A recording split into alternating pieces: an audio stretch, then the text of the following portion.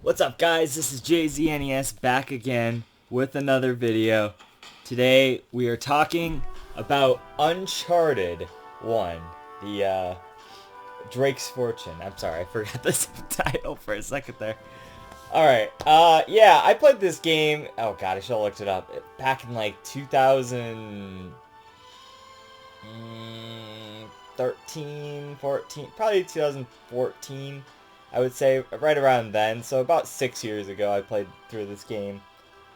I remember it was earlier in the year though, because I did all three of them all kind of at once, uh, which was quite the experience back then, because I had never played them and I only had ever heard about them, and it was cool because I had played The Last of Us, but that was also my big mistake, was playing The Last of Us before playing the Uncharted series, because a lot of the controls and kind of that kind of stuff progresses up to Uncharted, or I'm sorry, up to The Last of Us,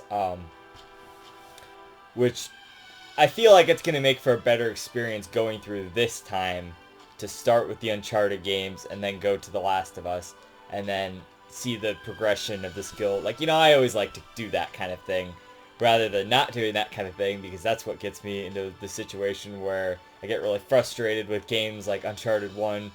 And I mean, even Uncharted 2. I thought Uncharted 3 was pretty good, and it kind of lived up to similar control styles and whatnot to The Last of Us. It wasn't too bad, but and I think number 4 will definitely progress on the things that The Last of Us innovated. So, but this is a pretty big and groundbreaking game for the time. It was a Sony exclusive title, so it was one of the big like PS3 games that was like, oh shit, look, now you got to get a PS3. Metal Gear Solid 4 was still like a year out or whatever. So, because this came out in 2007, I believe.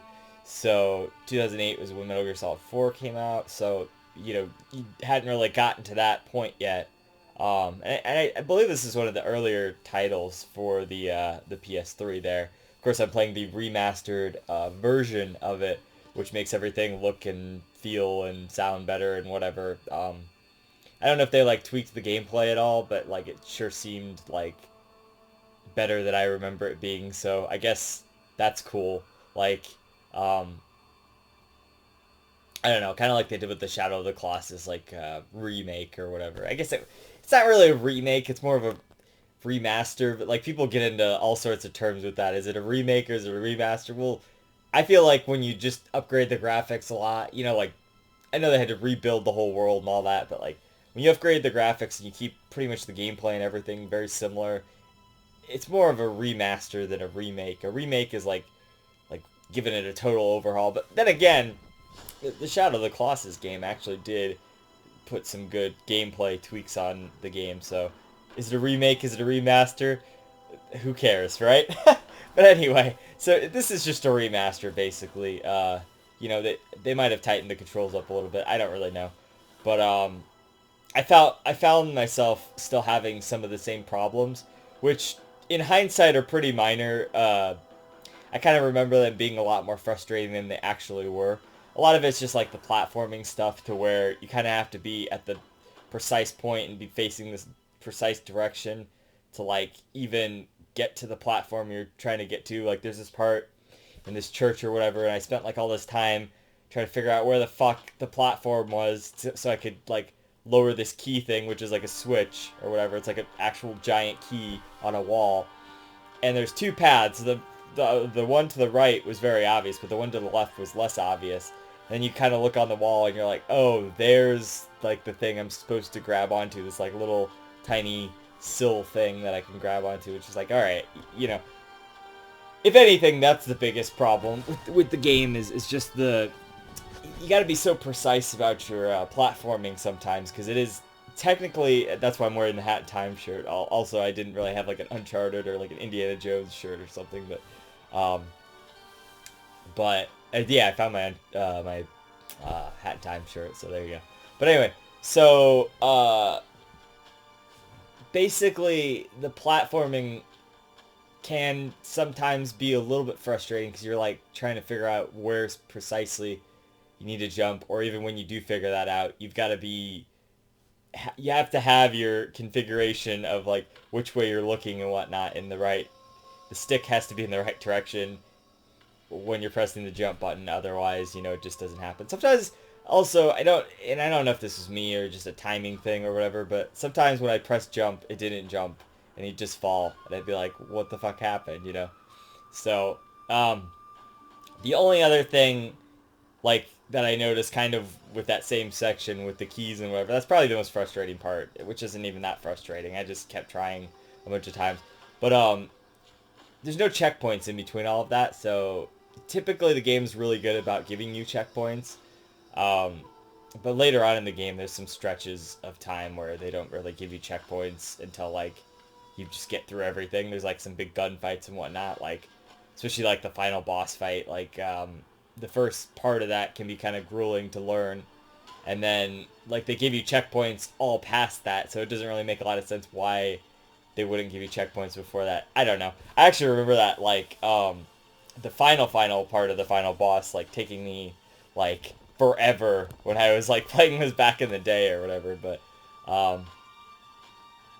yeah, like, it didn't take me that long this time. I had to try it, like, 2 or 3 times. It really wasn't that bad. So, maybe this is just a better version of the same game, but I really did enjoy the game a lot, and I remember enjoying it a lot. The one I didn't enjoy a lot was Uncharted 2, is what I remember, not loving it as much as everyone else did, so that's the one that kind of stood out to me as, well, this isn't that great, like, there's not a lot going on here that I actually, like, care about or whatever, and, Uncharted 3 was really cool, too, because it kind of reminded me of, so a lot of the theming and stuff, that's why I have these movies out here, is because, like, a lot of the theming and stuff is taken, like, directly out of Indiana Jones, and there's a part, like, some of the parts later in the game are, like, directly lifted out of the fucking first National Treasure movie, like, so you can definitely feel the influence, and it's not like, it doesn't feel like a bad thing, it feels like, oh, these are cool kind of callbacks to those movies, so if you're a big fan of those movies, then you'll like the story and theming of this game a lot, because it's very similar. It's a little bit more lighthearted, I would say, than those specifically, but it can get, kind of darkish at times, too. It's not, like, super dark, because, they're all rated T for teen, so, like, there's that. But, yeah, so, but the game feels very cinematic, and they didn't really do a lot of that until, like, past 2007, I would say. There's not a lot of cinematic games up until that point. But the game really feels like you're playing a movie, and that's kind of cool part of it. But my point is that there's a lot of references back to these movies. Like, in the third Uncharted game, you get to play as a younger Nathan Drake, which is just like the third Uncharted movie, third Indiana Jones movie, where you see him as a kid or whatever, and that kind of thing. There was one part where I picked up, like, this like jewel encrusted cross or whatever, and it reminded me of from Indiana Jones 3, which is my favorite Indiana Jones movie. I know a lot of people like The Lost Ark. Sorry, Crusaders of the Lost Ark a lot better, but I prefer Last Crusade over that. But everyone's favorite is the Crystal Skull, right? That's the one everyone loves. But whatever. So, so yeah, it's interesting because they do make a lot of references to older stuff. And, even making a lot of references to National Treasure is kind of cool, because it was, like, only a few years after National Treasure, the first one, which just came out in, like, 2005 or whatever. I don't even think the second movie was out at that point. Wasn't this, like, 2009 or 10 or some shit? I don't know. I don't remember. I think it was, like, 2010 or something, right? I should love when you're just looking for a thing, and it's like, every case for a movie is different. It's bullshit, right? No, I'm just kidding. Yeah, I'm pretty sure that's accurate. So, like, only the first movie had, like, come out at that point, and so, but you see a lot of the influences. There's, like, certain sections where you're like, it feels just like scenes out of National Treasure, like, we were down, like, in this crypt or whatever, and then, like, the whole crypt is laid out exactly like that part from, like, near the end of National Treasure, and they even make a joke about once you, like, go through these tunnels or whatever, like, kind of like they do in the National Treasure, and there's, like, even a puzzles in the same spot and everything. They make a joke about it, like, this is just a really elaborate way to get to the treasure room, isn't it, or whatever, which is kind of funny because it's like the same thing or whatever, which is, yeah, it was just cool. But yeah, so just minor things about the gameplay. That's all that really bothered me about the game. Like, the gunplay, I would say, is still pretty good. It still holds up pretty well. I remember that kind of being somewhat of an issue before, but I really hadn't played like a lot of cover-based shooters at the time. So I feel like I've just maybe got better at that kind of thing, you know? And a lot of time, you don't even have to like really take cover. You do need to kind of later in the game and whatnot, and they really do kind of... The difficulty progresses to where that becomes more of a thing, but um, sometimes you can just get away with just running around and shooting, but like it's not recommended because you have like a regenerating health system, like in, you know, I don't know, like was it Halo had that or something? I never played any of the Halo games. Hydlide had that for the NES. Call of Duty stole. Oh, it was Call of Duty. That's what it was. Call of Duty stole this or whatever. You know, like from Pro Jared that video or whatever. But yeah, so yeah, that's kind of the gameplay stuff. You can only hold two guns at a time, so you have to. It's one of those systems where you get a pistol and then you get like a shotgun or a sniper rifle or any of that kind of stuff is your secondary weapon.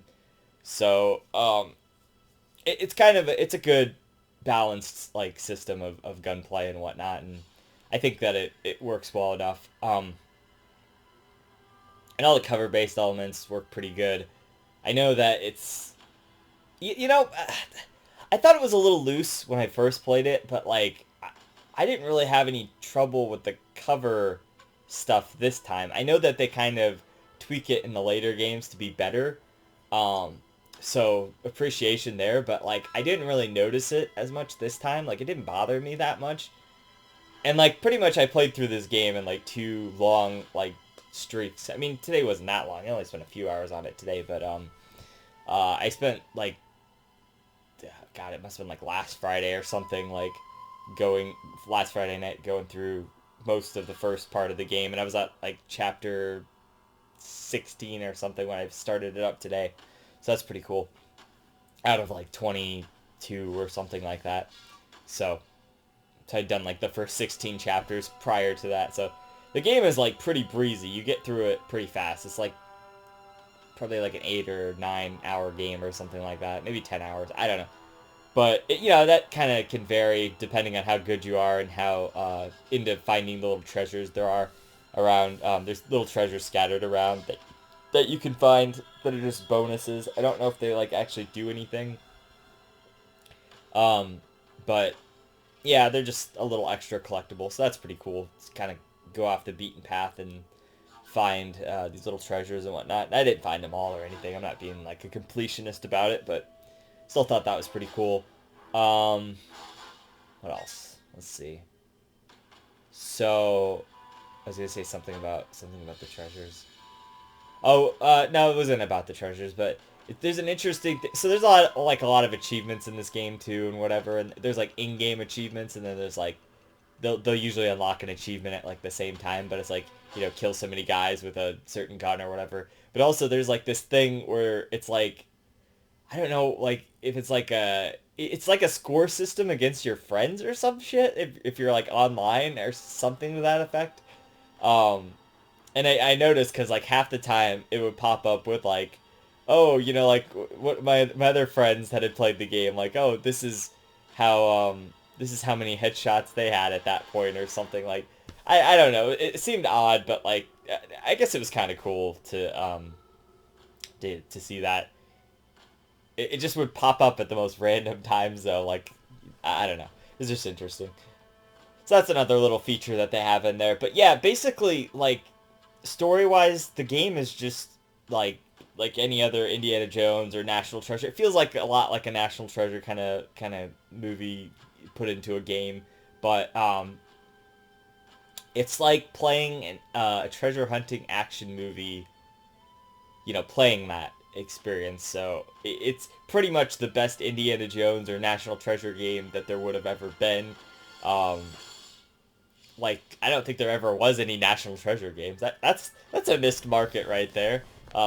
Maybe they'll make one for when they make the third movie. That's never gonna happen now that like 2020 is just like nobody's making progress on anything in 2020 basically. So movie wise or whatever. So that kind of sucks because they announced that they were getting to go through with it last year, and then now who knows if that'll ever happen. But yeah, I'm a big fan of those movies. I hope that they do make the third one eventually. But still, the plot's just basically a typical version of that, where it's like you're going after a treasure. And what's cool though is that he kind of has a personal stake in it too, because he's like related to Francis Drake or whatever, the old explorer from back in the day or whatnot. And like the game starts off with you like finding his coffin or whatever, and you have like his ring the whole time as like your thing, and that clue leads to another clue, which leads to another clue, and you keep kind of following the trail to try to find the treasure and whatnot. And of course, there's bad guys following you the whole way, and so that of course, the bad guy is a British villain too. I thought of that. It's always some British guy, right? Like I like that, but it's just funny. He's just like the most generic British guy ever. And then they like try to pull a twist at the end, like not a twist, but like the villain, the final boss isn't that guy. He just kind of gets killed off by like a side guy. Then that guy becomes the final boss. It's like, okay, like sure, whatever. Like all right, I'll fight that guy instead. Cool. It's just interesting, but you definitely get the spectacle of like playing through like a treasure hunting sort of movie. And Nathan Drake, his whole gimmick is that he like can jump onto like super small ledges and platforms and stuff, and like so it's like a platforming game at the same time. So there's a lot of elements of that in there, which is interesting because it's like pretty unique in the sense that you don't like there wasn't really platformers around this era. This was kind of what they wanted to be. The evolution for platforming games was something like this, where you're kind of doing like parkour and whatnot, I guess, or whatnot to kind of get to your next destination. So that's kind of cool that this was sort of meant to be that next step in platforming games, because the genre had kind of died off in a sense. And Naughty Dog had been doing that for a while because, they have like the Jak and Daxter games and whatnot. So this is almost even really an extension of those games if you think about it, because they started adding guns later on, and I think in like Jak 3 and stuff they have like like I know Jak 2 they do, but like Jak 3 was supposed to be like the better game of the three, other than the first one, which people I think like a lot or something. I certainly do. I certainly like the first one a lot. That's my favorite of the three. Never played 3. Saw my friend play it a lot. The second game I played up until almost the very end, and then I just could not get through this one racing segment, which was a bunch of bullshit. But speaking of which, there's actually like some. It's not just like platforming and whatnot. There's like some like what do you call it? Like a water. Like a fucking water ski. Is that what it's called? Like the water jet thing. You know what I'm talking about? Like the water vehicles. They have a section with that where you can like, one of them you're like, actually I think both times you can like stop the thing to like shoot from, because you have two characters. You have Nathan Drake and Elena, who's this like reporter lady. You have her on the back of there, and then like you can stop to like shoot guys with her or whatever. So there's like a segment where you're like, there's like 2 or 3 segments where you're like weaving through guys, and there's like barrels and stuff that'll like explode if you hit them, kind of stuff. So those were pretty cool to kind of break up the platforming gameplay. So it's like a well balanced and well paced sort of experience.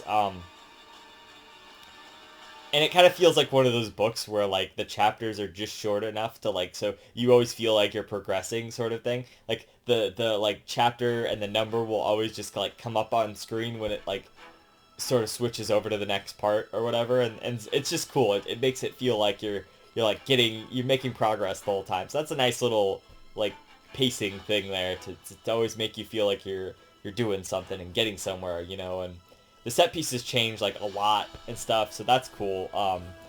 You never really feel like you're getting bored of the same set. I don't anyway. Um, and theming wise, it's pretty cool that like so up until like the very end, like near the end, they kind of have a little bit of a twist. You know, with Indiana Jones, there's always like a sort of a supernatural element to it in a sense, like especially in like Temple of Doom. Like, but even in Raiders, there's like the when he opens the Ark and whatever. There's a scene in here that's just like that when he opens this like sarcophagus and like a evilness like comes out and takes over this guy or whatever. Um, but so there's almost like this survival horror like part near the end, like the last like I don't know, not like the last fourth, but like maybe a little bit less than that. Maybe like the last 20% or something of the game. 20%. That's still even maybe a lot. Maybe like 15%. There's like a survival horror feel to it. I don't want to like spoil it or anything, but like I always remember that standing out to me back in the day too. I'm like, wow, this is actually pretty neat. I kind of remember it being a bit different than it was, but I'll always remember the first experience of having that, like, um, it kind of switching over to that, and it was always just kind of like a twist to me. You know, it was always like a wow, okay, they're going in a different direction here kind of moment. Like that was pretty cool. Um, so yeah, basically basically that's it really. I don't have a whole ton to say about the game. It's a good game. I think story wise, you know, it does a good job of like parodying, or not even a parody, just kind of emulating the style of like I said, the Indiana Jones and the National Treasure movies and whatnot. But that's another thing I wanted to mention was there's kind of near the end too. There's like a Nazi, like you get to kind of, there's like references to Nazis and whatnot. And even it says Nazi like once in the game, which is like really funny because you know Indiana Jones and whatnot. It's like a really deliberate nod to like that. You know, it could have been anybody. It could have been any group from any time, but no, it had to be the Nazis or whatever. So, it's just funny. I don't know. Um, yeah, but like story wise, it's pretty cool. It's not like there's not like, you know, this isn't like a Metal Gear Solid story or anything, but for what it is, it's a pretty interesting and nice story, and you know, it feels like um, God, for the millionth time, it feels like these movies story wise, so that's cool.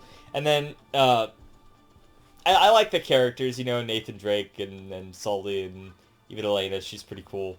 I think that was kind of my problem with the second game is that they kind of don't. Elena's like not as in it as much, right? And I liked her and Nathan Drake's like chemistry and personality or whatever. They make for a good like, you know, duo of you know, back and forth, and she's useless, but she's also like, you know, not useless at the same time, which is kind of nice. Like she can wield a gun and like shoot, and you don't have to like protect her and whatever. And of course, that would be like a system they'd use later in The Last of Us, where you know Ellie's not useless and she can actually do stuff and whatever, and that's cool. Cause like a lot of games up until this point, I feel like were kind of, if you had to do like an escort kind of thing, like it was like you had to protect them and they were so fragile and whatnot. Like, you know, like Resident Evil 4, for example, was a game before this that did that. And um, yeah, like so I like those characters, and I like their back and forth, you know, and stuff. So it kind of just struck me as odd that they kind of changed all the characters for the second game, if I remember correctly, because it's been a long time since I played the second game. But I am looking forward to going back and playing it, mostly to see if my dislike of it is really warranted, or if you know, it's not even that I dislike the game. I just don't feel like it stands out as much as the other two games. Like there's just not as much there that I remember being as I don't remember as much either from that game as the other two games. I just feel like those ones stand out a lot more. So we'll see though. We'll see how it goes. Um, I did talk about the music yet. The music is like very cinematic as well. It's very movie score sort of music. So it's definitely like sort of an epic, you know, feel to it. To kind of get across all of the right action moments and whatnot. So that's that's pretty nice, is that, you know, it really lends to this cinematic feel, which is a pretty cool thing at the time. Like I said, you know, there wasn't really a lot of games that were very cinematic, and it's kind of trailblazing in that aspect when you really think about it, because a lot of games now are trying to be cinematic and all this stuff, and, you know, like, pretty much every game fucking now is trying to do that shit. But, you know, it's just interesting that this kind of blazed the path for that. I mean, of course, there was the Metal Gear games and whatnot, but those really helped too. Most of Kojima's games were very cinematic. But, you know, I'm not taking anything away from Uncharted. I just think it's cool that they went for a more movie feel, but it's like you were playing a movie, you know, at that point. And you get a feel for that with the QuickTime events and stuff too. Like, you know, they're not always the greatest, but they're really not that hard, the QuickTime events in this game. So I don't really blame it too much. But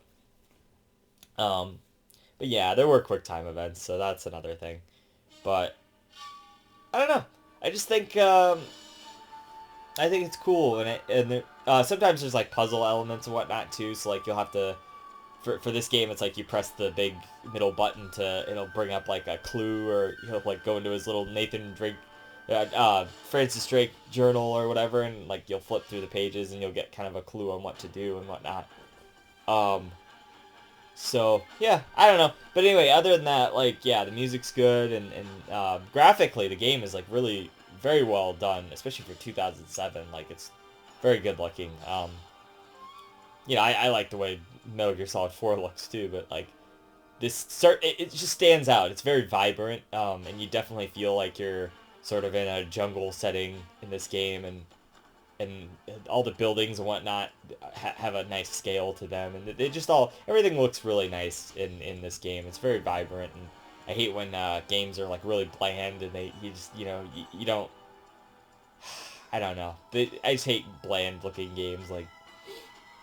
But definitely there's a lot of colors and a lot of really good use of that here. So graphically, the game really does hold up well, and, you know, of course, it's remastered and whatnot, so it's gonna look better anyway. But either way, I still remember it looking pretty good on the PS3 as well. So I mean, it's cool, you know, and it's cool that there's a collection now for these 3 games. I mean, they weren't very expensive back in the day. I probably bought over here, each of these for like $3 or something. And I bought that collection for like maybe 10 or 15 or something. It wasn't a lot, like no more than $20. So that's pretty cool. And the collection's got to be cheap now. So if you're like looking to play these games, definitely pick that up. It's really worth it. So, you know, because you get 3 great games on there. You know, two games in a mediocre game. Ooh, yeah. But anyway, so. No, but it's a pretty good game overall, I would say, and I think it's aged better than I remembered that it did. So that's cool.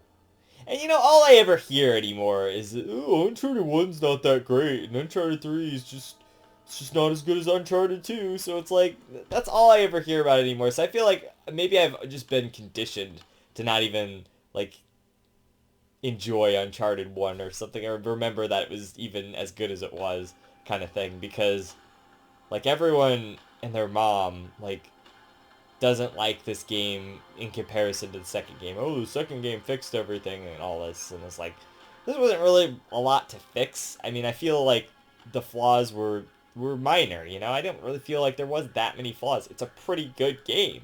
I mean, shit, I don't know if you guys have played like some other really bad games, but I certainly have, where the controls suck and whatever, and luckily not lately, but like, it controls pretty well, and I mean, shit, like, not that Conker's Bad Fur Day controls bad or anything, but like, there are some really frustrating segments in that game, platforming-wise. This is a breath of fresh air compared to that shit, and like, all those segments, like, it just controls really smoothly, and even if I miss a few platforms here and there, just because I didn't see them, or wasn't facing the right way or whatever, like, that's my bad. Like, in Conker's Bad Fur Day, like, man, it's just like, there's a lot to, you know, there's a lot of years in between here too, but really not that many. It was like 5 years or so